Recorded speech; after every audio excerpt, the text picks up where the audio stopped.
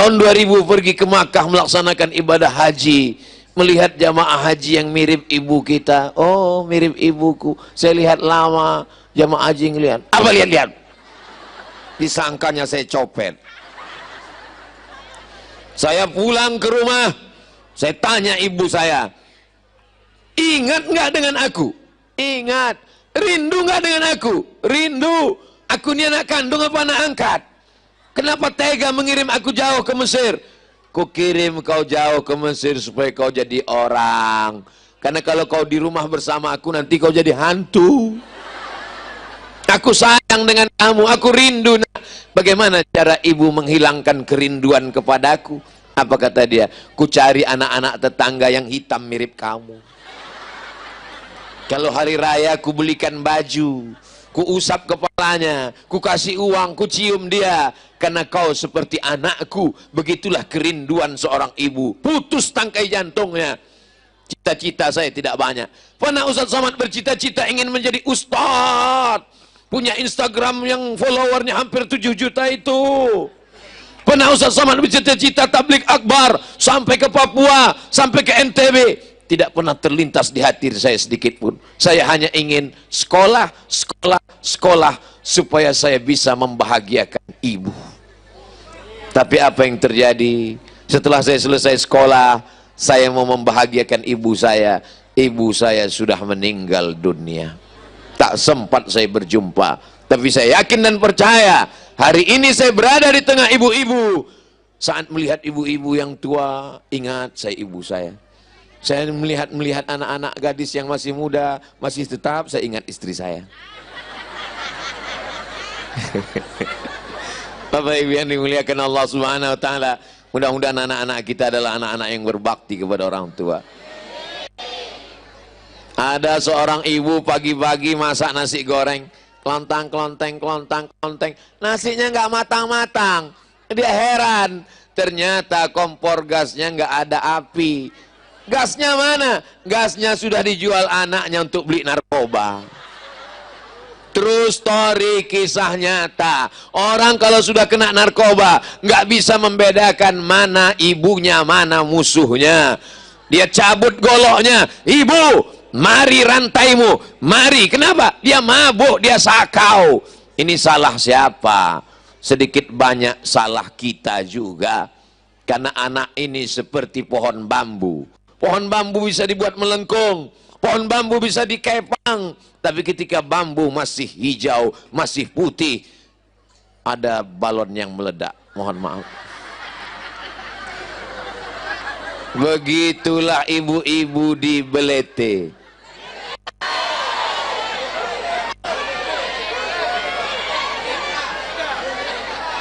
Begitulah ibu-ibu di Beleka.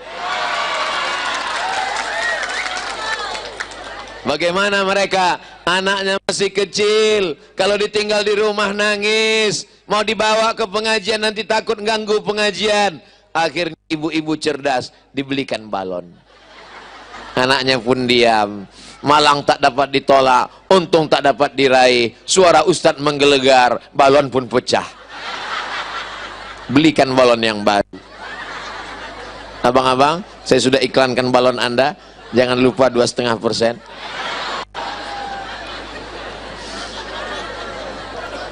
Saya tidak pernah mengejek ibu-ibu, tidak pernah menceramahi ibu-ibu. Kalau saya sedang berada di tengah ibu-ibu, saya merasa saya sedang ngobrol dengan ibu saya.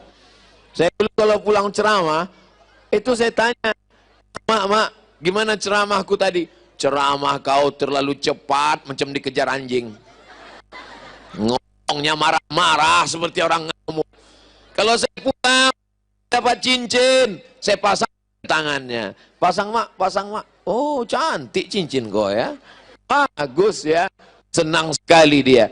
Senyumnya, kebahagiaannya adalah kebahagiaan kita. Ini adalah anak-anak yang berbakti kepada orang tua. Kami ini udah tua Pak Ustadz. Orang tua pun tetap punya ibu kan. Ada yang langsung turun dari planet Mars ke bumi. Ada. Inilah kebahagiaan kita. Selamatkan anak kita narkoba. Amin. Ustaz Somad, tolong kasih saya doa. Doa apa, Bu? Doa rezeki saya tahu. Doa minta ilmu saya tahu. Dia minta doa yang aneh. Doa supaya anak saya berhenti pakai narkoba. Saya buka kitab hadis, belum pernah ketemu bunyi hadisnya. Allahumma inni a'udzubika min narkoba. Catat ya, Bu, ya. Ini doa supaya anaknya selamat dari narkoba. Penanya sudah disiapkan? Sudah? Nggak apa-apa, nggak dicatat pakai pena. Nanti ditonton rekamannya ada, insya Allah. Siap? 1, 2, 3. 0813 11 44 21 93. Sekali lagi 08, rekam 0813 11 44 21 93. Loh, itu doa apa? Nomor Badan Narkotika Nasional. Jangan malu punya anak pecandu narkoba. Daripada dia disimpan di rumah, menyimpan bom atom yang akan meledak. Mau nyimpan bom? 4 orang kena narkoba. Pertama, bodoh karena kabel-kabel urat otaknya putus. Yang kedua, gila, berakhir dengan kegilaan. Anak dibunuh, istri dibunuh, orang tua dibunuh demi uang untuk membeli sabu-sabu. Betul? Yang ketiga, penjara, ditangkap polisi. Yang keempat, mati karena sakau menggelegar. Sebelum dia pakai narkoba, dia ambil kipas, dia pun mengkipas. Sebelum pakai narkoba dia berkipas. Begitu dia pakai narkoba, kipasnya diam, kepalanya goyang. Saya cuma mau ngasih tahu, rambut saya belum beruban.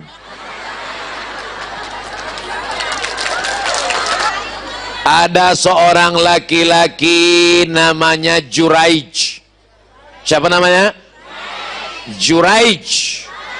Juraij tidak kerja, dia hanya beribadah kepada Allah, dia hanya berzikir, berdoa, dia hanya sholat pagi, petang, siang dan malam.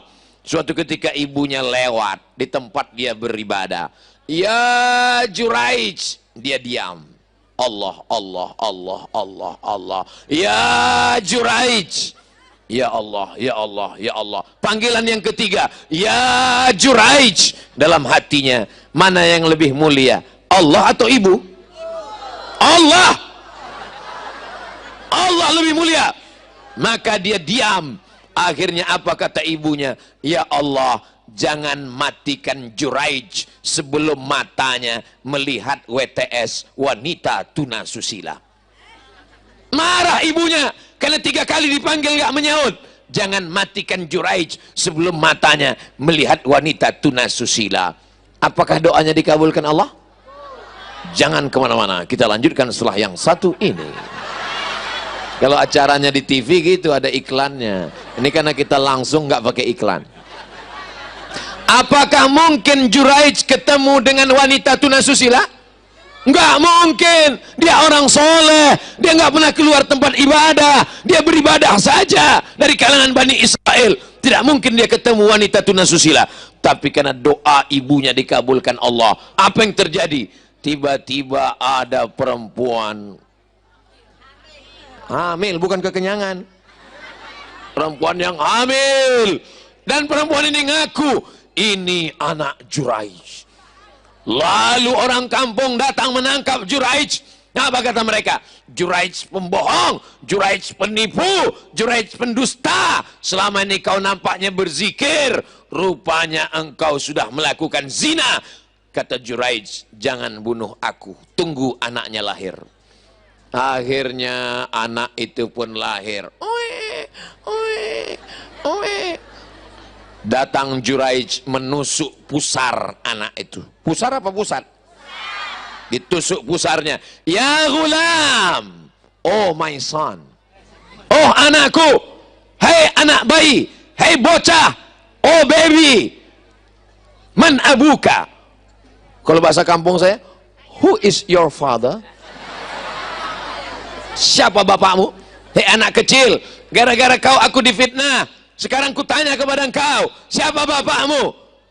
Mukjizat datang, karamah diturunkan Allah. Anak kecil ini menjawab, Ra'il ghanam, bapakku adalah pengembala kambing. Ternyata Allah subhanahu wa ta'ala menunjukkan, maka ada beberapa bayi yang bisa berbicara ketika kecil. Di antaranya adalah Juraij, karena keutamaan seorang ahli ibadah. Akhirnya orang kampung minta ampun, maafkan kami Juraij, kami mohon maaf Juraij, kami mohon maaf Juraij, karena kami sudah memfitnah engkau. Mereka membangunkan tempat ibadah Juraij dari emas. Kata Juraij, jangan bangunkan tempat ibadahku dari emas, bangunkan dari tanah liat. Sesungguhnya ini hanya cara Allah ingin menunjukkan doanya, bahwa mata Juraij pernah melihat wanita tuna susila. Pertanyaannya, pernahkah mata Juraij melihat wanita tuna susila? Pernah. Dia kan dibawa, dipertemukan. Ini wanita tuna susila yang memfitnah. Akhirnya mata Juraij, kena siapa dia bertemu? Karena ucapan seorang ibu. Maka ibu kalau ngomong hati-hati. Jamaah yang dimuliakan Allah subhanahu wa ta'ala, siapa yang bisa menjaga anak-anak kita? Kita. Ustaz Somad, nanti selesai pengajian tolong ke rumah sebentar. Ada apa bu? Kita makan-makan. Wow, amazing. Saya pun datang, makan, enak, minum. Setelah selesai, Ustadz kami mau bicara 4 mata. Saya khawatir, jangan-jangan dia mau nawarkan anak gadisnya. Ustadz bisa kita bicara 4 mata? Jangankan 4 mata, 3 pun bisa. Apa masalahnya? Anak saya kena narkoba Pak Ustadz. Mantap, langsung masuk ke BNN. Ini nomornya. Saya nggak sampai hati Pak Ustadz. Terserah, mau sampai hati, mau sampai jantung. Yang penting saya udah sampaikan, saya pulang. Rupanya diam-diam dia nelpon. Assalamualaikum BNN. Waalaikumsalam. Dapat nomor dari siapa? Dari Ustadz Somad. Oh iya ibu, apa kabar? Bulan depan saya ketemu lagi. Gimana bu? Alhamdulillah Pak Ustadz. Gimana? Anak saya sudah ditangkap. Sekarang saya nggak pusing lagi, nggak mikir anak saya mabuk di mana. Saya nggak bingung lagi anak saya sakau di mana. Dulu kalau tengah malam jam 2 saya pusing, takut dia ditabrak mobil, takut kumat, takut hilang. Kadang-kadang kamar saya kunci, takut saya terbunuh, tiba-tiba dia hilang kesadarannya. Sekarang saya betul-betul tenang Pak Ustadz. Gimana? Karena udah ditangkap. Terus kalau tetangga nanya anaknya di mana? Saya jawab sedang S2 di Bandung. Masya Allah. Lalu kemudian bulan depannya saya jumpa lagi. Gimana kabar anaknya bu? Alhamdulillah sudah diwisuda. Ternyata sudah sembuh dalam sebulan. Rehabilitasi narkoba dan pulang. Pulang berikutnya bulannya saya datang. Gimana kabarnya? Alhamdulillah sudah nikah dan sekarang sudah dengan istrinya tenang. Tidak ada jalan lain kecuali kita menyelamatkannya. Jangan sampai ibu tidak mau tahu. Yang mengandung anak itu ibu atau bapak? Ibu yang mengandung anak 9 bulan 10 hari. Betul? Di beleke? Iya, mengandungnya masih 9 bulan 10 hari. Masih? Alhamdulillah. Di tempat lain udah diskon 4 bulan.